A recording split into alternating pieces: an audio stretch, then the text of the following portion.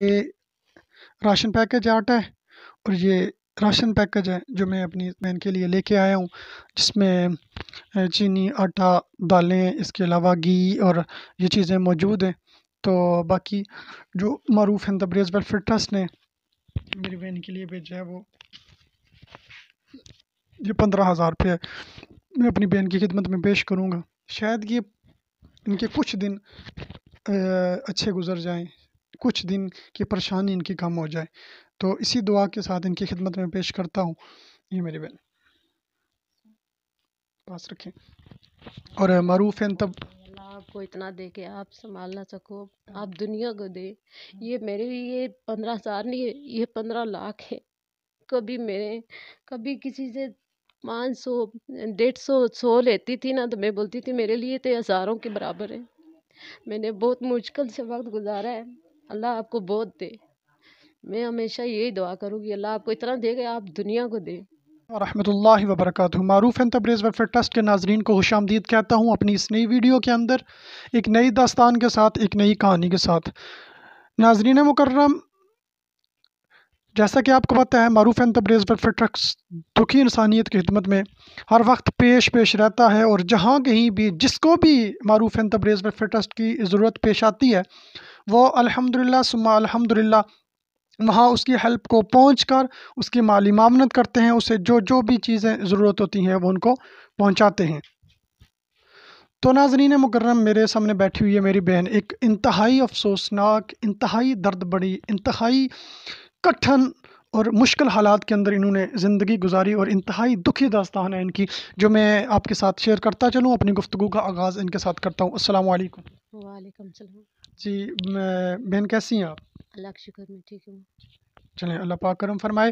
اچھا، آپ یہ مجھے بتائیں کہ اس وقت آپ کہاں پہ ہیں، کس کے گھر رہتی ہیں؟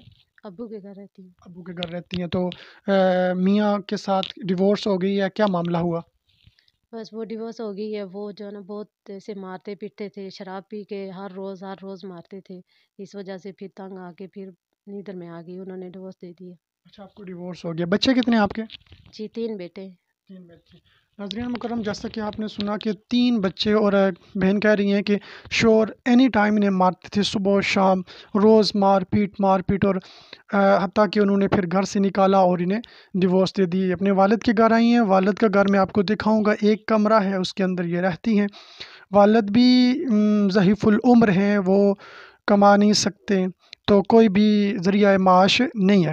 آگے ان سے اپنی گفتگو کا آغاز کرتے ہیں۔ اچھا بہن، ابھی جو آپ کے پاس کوئی ذریعہ معاش ہے، مطلب کمانے کا کوئی ایسا معاملہ ہے جہاں سے آپ کو کوئی بچوں کا گزر بسر کیسے ہوتا ہے؟ بس ابو کماتے ہیں آگے پیچھے سے کہیں سے لا کے، تو پھر وہی گزارا چلتا ہے۔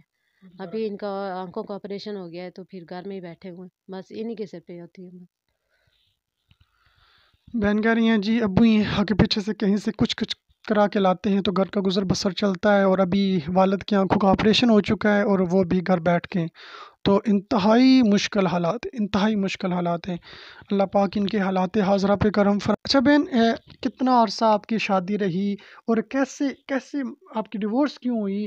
آپ مجھے اپنی داستان ذرا بتائیں، آپ کی شادی ہوئی کیا شروع سے ہی انڈرسٹینڈنگ تھی خاوند کے ساتھ، یا کیا معاملہ تھا؟ آپ بتائیں مجھے۔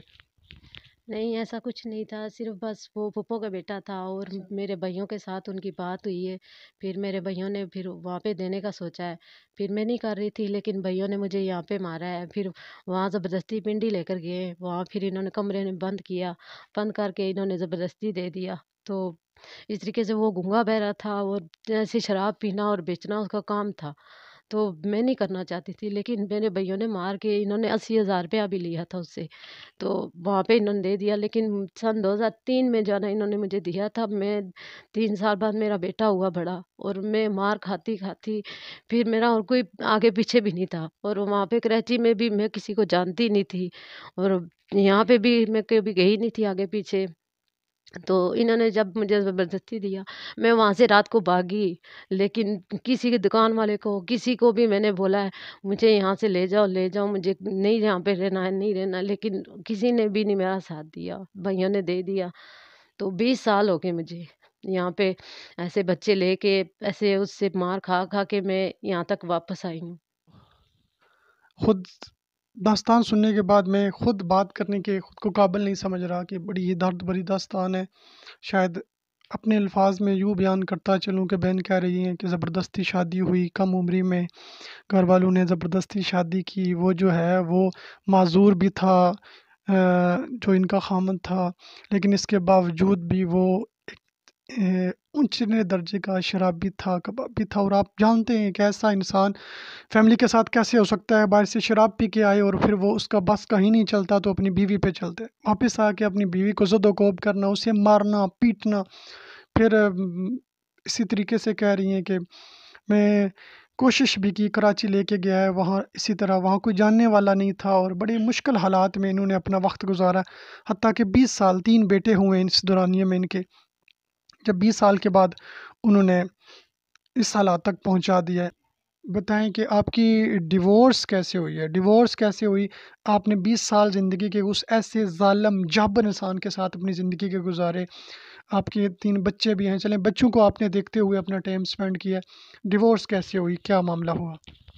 بس وہ جو ہے نا یہاں پہ میں آئی، پھر اس کے بعد کیس کیا، پھر عدالت کے ذریعے لیا، وہ نہیں دے رہے تھے، تو وہ بس یہی چاہتا تھا کہ یہاں پہ ہی رہے، یہاں پہ ہی رہے، پھر وہاں پہ رہنا بھی بہت مشکل تھا، کبھی میں کس کے گھر سے پڑوس سے لے کے کھاتی تھی، کبھی کس سے لے کے بچوں کو کھلاتی تھی، یہاں تک کہ میں اپنے بچے سامنے رکھ کے تو میں بول رہی ہوں کہ میں بھوکی رہتی تھی لیکن پانی پی کے سو جاتی تھی، اپنے بچوں کو کھلاتی تھی، کبھی کس سے لے کے، تو میرے جانا معدہ خراب ہو گیا تھا، پھر میں ہاسپٹل میں رہی، تو وہاں پہ جانا کوئی بھی نہیں آیا، کسی نے بھی میرا علاج نہیں کروایا، انہوں نے بولا کہ علاج ہم لوگ خود کریں گے، اپنے سے کریں گے، صرف پیپر وہ بنا کے دے دو، کسی نے بنا کے نہیں دیا، تو میرے بچے بھی میرے منہ کے آگے تھے، پھر میں سوچتی تھی میرے بچے ہیں، لیکن انہوں نے پھر بھی علاج کیا، دوائیاں وغیرہ دی، انہوں نے بولا اس کے معدے میں زخم ہو گئے، تو میں اپنے بچوں کو کھلاتی رہی، لیکن اس شخص نے میرے بچوں کو کبھی ایک وقت کا کھانا بھی نہیں دیا۔